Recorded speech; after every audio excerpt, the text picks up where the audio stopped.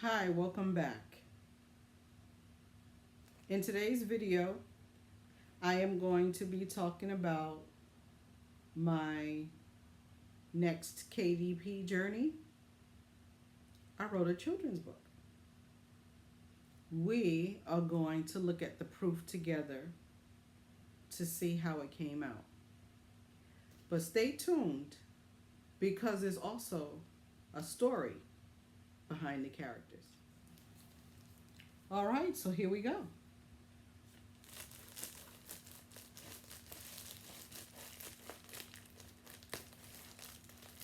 Mm,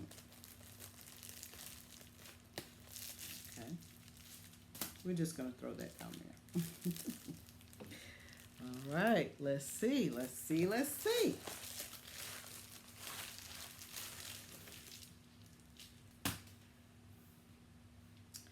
Wow. I like the front cover so far. Oh, really nice. Paolo and Kaz, A Lesson in Beauty. Now that's my pen name at the bottom. I have, I think, the first journal that I showed in one of my videos, I had a different name, so I use a different, pen name. But this will be the name that I'm using for my children's books, because this will be a series, and I'm getting ready to tell you the story in a second. But, and this is the back. Same picture, just I like the way it looked anyway. So I'm gonna get I'm gonna get a look at it, and so are you. But let me peek inside first before I turn it around. Let me just skim through it. Very nice, very nice. Oh, the pictures are so beautiful. So they came out really nice. I did kind of see it, when I put it together online, but it is totally different when you have this book in front of you.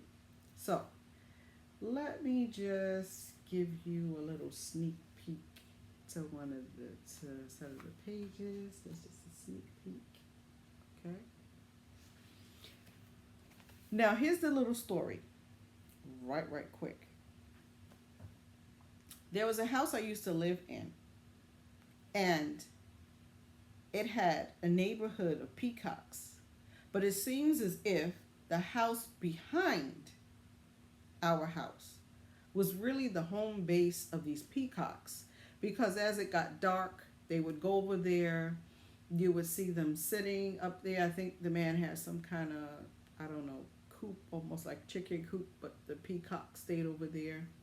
And I remember when we first went to the house with the real estate agent, and we got out of the car, and when I saw the peacocks, I said, I don't think I'm going to be able to stay here, because they were walking around. And the real estate agent was laughing at me. He thought it was so funny. And I told him, I said, I had never been up close to animals like this. Okay, I'm from the north. The closest I've come to like animals like that, are in the zoo. Of course, we have, pigeons, but pigeons is not really that exotic type animal. So anyway, obviously we end up moving in this house. The peacocks became our pets. I would also feed them. So they were really extra friendly with me. And when we would have parties and things like that, everybody would love to come to the house because they wanted to see the peacocks. Now, though the peacocks, I'm going to go out on a limb and say, kind of loved us, it seems as if they were very protective. They would not let us get anywhere near the babies that they had. It would be like two mothers, one mother on one side, one mother on the other side, and then two babies in the middle. And usually the male peacocks would be on top of the roof watching. They would let me get close up on the adults, but when it came to the babies, they would run away. Now, the other story, because I talked to you about how the peacocks came to be, and obviously that's why I wrote about peacock in the story. The kitten in the story, well, I used to work two jobs, and I came home one night. I came home after work, obviously. It was like 11 o'clock at night. In this house, we had a screened in patio in the back, in a really big backyard. So my husband said to me when I walked to the door, he said, "Come here, I want to show you something." Now, as a rule, when a man, or if you have sons or males in your family, if it's late at night and they tell you, "I want you to come in the backyard and look at something," usually it's not anything good. Okay? So I was terrified. So he opened the door to the patio and he started walking, and I was slowly walking. He was like, "No, no, come on, it's okay, cool." Right. When I went out there, he showed me this kitten.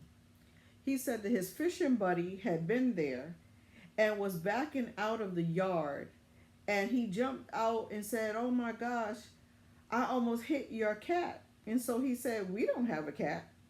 But there was a family of stray cats that lived across the street at someone else's house.